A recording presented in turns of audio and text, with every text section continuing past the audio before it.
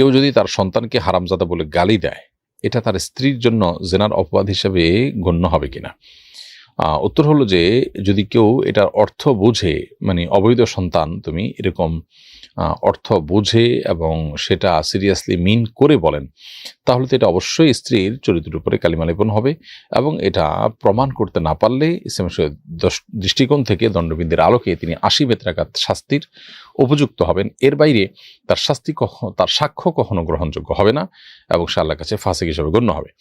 আর যদি রূপক অর্থে বলা হয়ে থাকে যে এটা আসলে সিরিয়াসলি এটার অর্থ বুঝে বলা হয়েছে তা না, জাস্ট একটা গালি দেওয়া দরকার, সেই জায়গা থেকে তিনি গালি দিয়েছেন, এরকম যদি হয় তাহলে সেক্ষেত্রে এটা স্ত্রীর উপরে মিথ্যা অপবাদ হিসাবে গণ্য হবে না।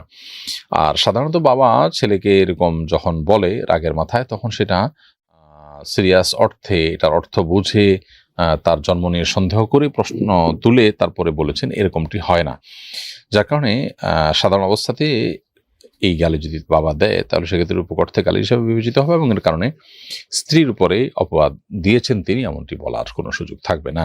এমএসটি নীলুফা ইসলাম আপনি লিখেছেন, ছেলে সন্তানের জন্ম উপলক্ষে শ্বশুর বাড়িতে একটা ছাগল এবং নিজের বাড়িতে একটা ছাগল আকিকা দেওয়া যাবে কিনা, নাকি দুটো ছাগল একই জায়গায় জবাই করতে হবে? শ্বশুর বাড়ি এবং নিজের বাড়ির মধ্যে প্রায় 3 ঘন্টা দূরত্ব রয়েছে।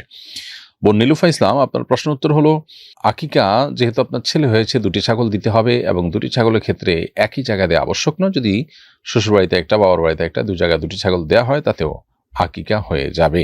ডিভোর্সের পর 1 বছরের ছোট বাচ্চাকে নিজের কাছে রাখতে মা কি জোরাজুরি করতে পারবে, নাকি গুনাহগার হবেন?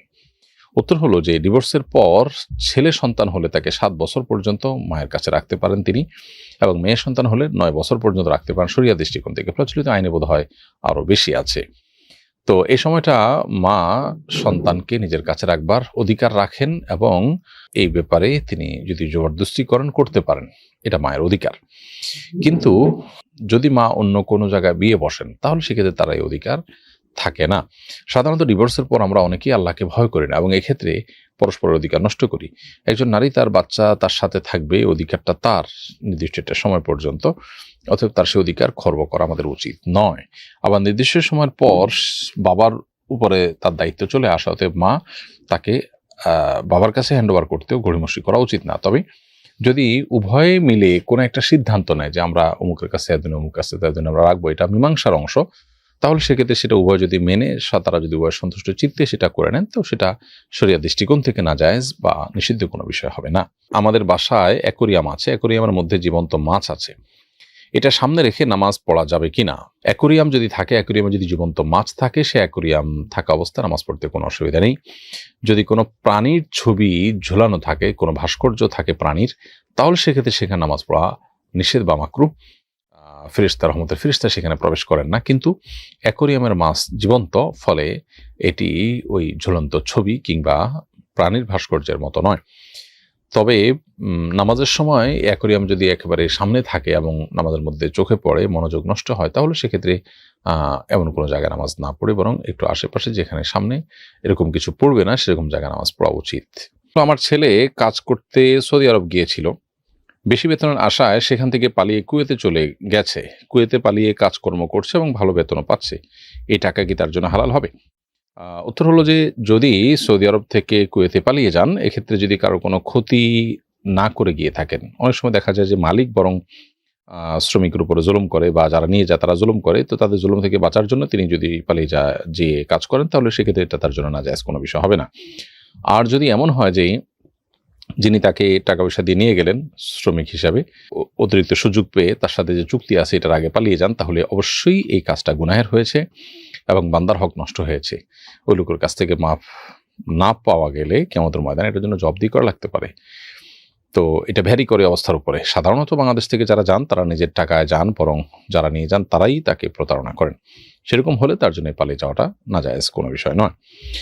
আর ওখানে গিয়ে যেতে উপার্জন করছেন তিনি, সেটা হালাল শ্রম দিয়ে পারিশ্রমিক নিলে সেটা মৌলিকভাবে নাজায়েজ কোনো বিষয় হবে না। আমার একটি শিশু সন্তান আছে, জন্মের পর তাকে দেখতে এসে আত্মীয়স্বজনরা টাকা দিয়েছিল, সেসব টাকা আমি খরচ করে ফেলেছি, এটা আমার জন্য জায়েজ কি না?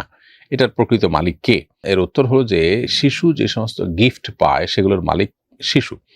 যদি শিশুর অভিভাবক তথা বাবা মা তারা অভাবী হন, তাহলে সেক্ষেত্রে শিশুর যে গিফটের টাকা বা সম্পদ যেগুলো সে পেয়েছে সেগুলো থেকে শিশুর জন্য খরচ করতে পারেন। অর্থাৎ শিশুর জন্য যা খরচ করলেন সেটা নিজেরা কাটাকাটি করলেন। ধরুন আপনি 20,000 টাকা হাদিয়া পেয়েছেন বা 50,000 টাকার জিনিসপত্র উপহার পেয়েছেন, আপনি শিশুর জন্য এর চেয়ে বেশি খরচ ইতিমধ্যে করেছেন, তাহলে আপনি এটা রেখে দিতে পারেন যদি আপনি গরিব হন, অভাবী হন। আর সেটা যদি না হয় তাহলে সেক্ষেত্রে শিশুর সেই টাকা বা উপহার সেটা আপনার জন্য রাখা জায়েজ নাই, বরং সেটা আপনি রেখে দিবেন, শিশু বড় হলে তাকে তার সম্পদ বুঝিয়ে দিবেন। আর যদি তার এটা আপনি খরচ করে ফেলেন তাহলে সেক্ষেত্রে এটা ঋণ হিসাবে বিবেচিত হবে এবং পরবর্তীতে শিশুকে ঠিক যে পরিমাণ খরচ করেছেন সে পরিমাণ টাকা ফেরত দিতে হবে। ইসলামে এই লেনদেনের বিষয়গুলোকে একেবারে স্পষ্ট অবস্থান আমাদেরকে নিতে বলে। বাবা এবং সন্তান আমরা তো সবাই এক এরকম মনে করি যে যার সম্পদের উপর যা ইচ্ছা তা খুশি করবার কোনো সুযোগ কিন্তু নেই। অবৈধ সম্পর্কের ফলে অন্তঃসত্ত্বা হলে এই অবস্থায় বিয়ে সহি হবে কিনা? উত্তর হলো হ্যাঁ। অন্তঃসত্ত্বা অবস্থায় যদি বিয়ে হয় তাহলে বিয়ে সহি হবে। অবৈধ সম্পর্কের ফলে যদি এটা হয়ে থাকে সেক্ষেত্রে সেটার জন্য আলাদা করে আল্লাহর কাছে তওবা এবং ইস্তেগফার করে নিতে হবে। তওবা ইস্তেগফারের পর বিয়ে বন্ধনে আবদ্ধ হতে চাইলে আবদ্ধ হতে পারেন। এমনিতে সাধারণ অবস্থাতে কোনো নারী অন্য কোনো পুরুষের সন্তান তার গর্ভে ধারণ করেছেন তাহলে সেক্ষেত্রে তালাক হলে সন্তান প্রসব হওয়ার পর অন্য কোনো জায়গায় বিয়ে বসতে পারবেন। কিন্তু অবৈধ সম্পর্কের ফলে যদি অন্তঃসত্ত্বা হয়ে থাকে তাহলে ওই ব্যক্তি যদি বিয়ে করতে চায় সে বিয়ে বিশুদ্ধ হবে এবং এই অবৈধ সম্পর্কের কারণে যে হারাম সন্তান পেটে এসেছে সেটার জন্য উভয়কে তওবা নাসুহা বা আল্লাহর কাছে খাঁটি অন্তরে তওবা করতে হবে। প্রশ্ন হলো যে আমার সন্তান প্রসবের সময় বাড়িতে কোনো পুরুষ ছিল না, তখন সন্তানের কোনো ধাত্রী আজান দেয়, মহিলা মানুষ আজান দিলে কি কোনো সমস্যা হবে? উত্তর হলো না, এতে কোনো অসুবিধা নেই। নবজাতকের কানে আজান পুরুষরা যেমন দিতে পারেন নারীরাও কিন্তু দিতে পারেন। অতএব কোনো নারী যদি আজান দিয়ে দেন তাতেও কিন্তু নবজাতকের কানে আজান দেওয়ার যে মুস্তাহাব সেটি আদায় হয়ে যাবে। আর 7 মাসের বাচ্চা মিসক্যারেজ হয়েছে, আজকে 15 দিন, এখনো ব্লিডিং হচ্ছে, আমি কি নেফাসের হিসাব করব নাকি 10 দিন অতিরিক্ত হওয়ার পর সেটাকে অসুস্থতা হিসাবে বিবেচনা করে স্বাভাবিক এবাদতবন্দি করব?